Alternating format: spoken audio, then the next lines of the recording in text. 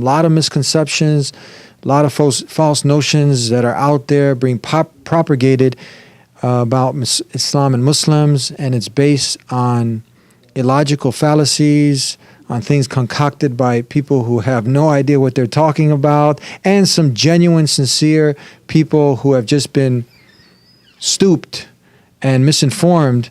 And I want to go ahead and start off with one incident where I was speaking with someone and I was sharing with him many of the commonalities, like first off, how we greet each other. Peace be with you. Assalamu alaikum. We're people of peace, spreading peace and purpose. And this is how Jesus greeted his followers with.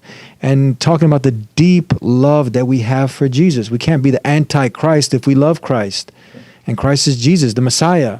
He was calling people to worship the Creator, not the creation. It's an article, a tenet of our faith. So I'm telling all this to one Christian brother, and he said, well, ISIS likes Jesus too then, right? I said, oh, that's interesting. I said, the KKK likes him too, right? So they have those big Jesus saves, but they don't represent Christianity. And nowadays, what's really propagated in the media and constantly been thrown out there, Daesh, ISIS, as if these people represent Islam. They have a very, they've drifted away. They're killing more Muslims. And what do you end up responding to when you get this question that's out there about this people attributing Islam to people such as these extreme elements that are out there? So this is a very common question that we get all the time, because this is something that is being shown in the media over and over and over. So the thing is, the thing we tend, the way we tend to answer this question is as follows: if something or somebody does not act like who claim he is, then he's not that person again. For example, if something does not look like a chicken, does not walk like a chicken, does not have the feather like a chicken, then it's not a chicken. So the same thing, if somebody, who does not act like a Muslim, who does not function like a Muslim, who he could claim he's a Muslim, up and down, left to right and center, but if he does not act like a Muslim, then he's not a Muslim. So this is a very something that we tend to make the people realize of. Not everybody who claim he's a Muslim then he's a Muslim. Again, these people are nothing but a small fraction of what Islam and Muslims are. The majority we're talking about here 99% of all Muslims have denied such actions. They said these things does not represent Islam whatsoever. So, and actually the basic principles of the Quran have taught us of something against that, in which Allah subhanahu wa ta'ala said, وَمَا أَحْيَاهَا فَكَأَنَّمَا أَحْيَا النَّاسَ جَمِيعًا, that whoever saves the lives, he has saved the lives of all of humanity. I think the real threat is, yes, definitely these groups are terrorist groups, and you will see many. Actually, the majority of Muslims have denounced these people. They're actually killing more Muslims. Yeah, in the ground, who is fighting ISIS? Muslims, who are being killed mainly by ISIS are Muslims. So we are taking most of the casualties, us Muslims. And we are the one who's denouncing them. But in America, I think we have a much of a bigger threat than ISIS that we claim that exists. For instance, we actually, it was kind of ironic that it was almost 2 weeks ago, it was aired in CNN, in which a show called Under the Shades of America. Yeah. They talked about how many chapters here of KKA we have here in the ground in the United States of America. And they said that in 2004, there was 56 KKA chapters.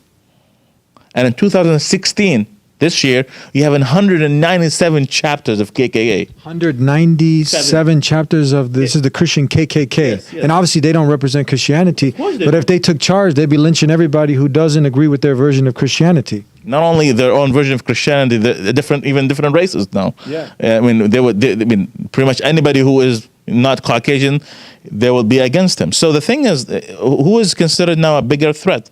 Yes, we denounce these acts that are done by a small, minute minority of Muslims, but on the ground, we have even bigger problems that we need to deal with, and this is something that people need to open their eyes with. Yeah, a lot of misconceptions here, but the facts. There's facts, and then there's fictions.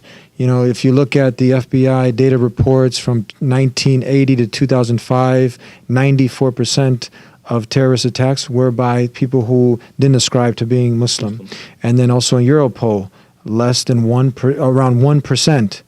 And when you give these facts, these are not fiction, doesn't make sense now that you have more of a chance of being hit by your furniture, right? Dr. Pape, who is the university professor in Chicago, he's a terrorism expert. He evaluated the cases from 1980 to current times in over 1,000 different cases, and he concluded that Islam had little or nothing to do with these terrorist acts. These are all politically motivated. In the past few years, there are almost about 350 plus mass shootings in America. Of all of them, they were done. The Muslims who have done mass shooting, of all of the mass shooting, the 350 plus mass shootings, the mass shootings that were done by Muslims are 2 or 3 of all of them.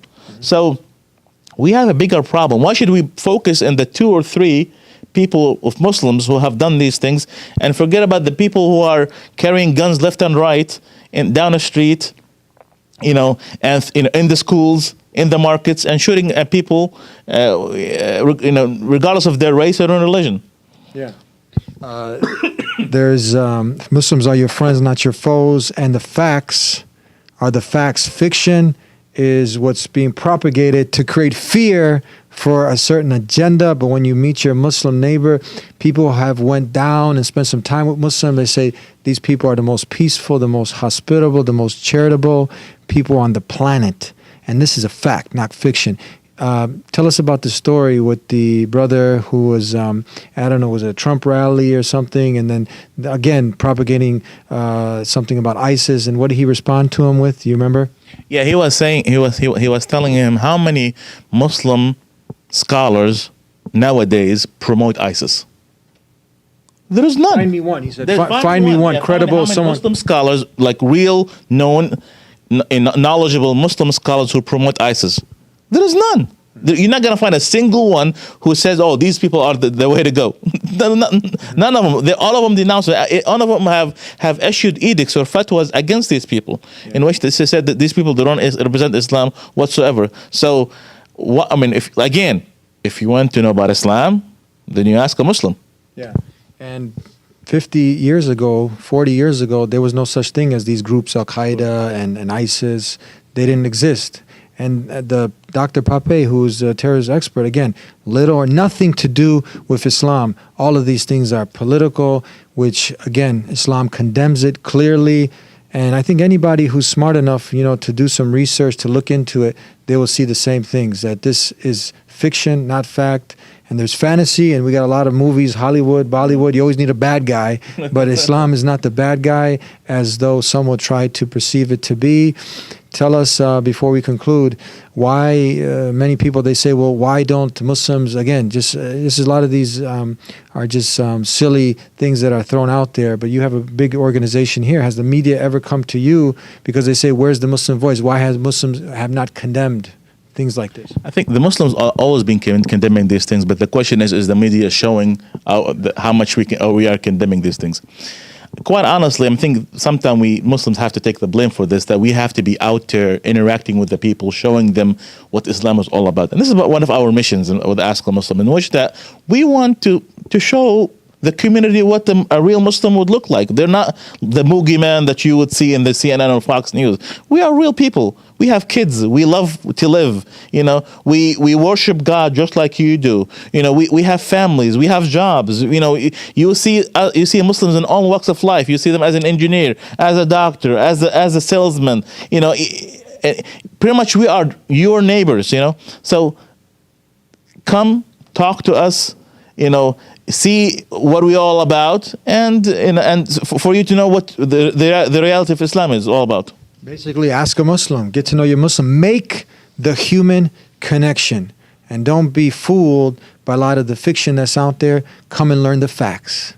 And we'll see you next time. Until then, peace be with you. Assalamu alaikum. And don't forget, subscribe right now.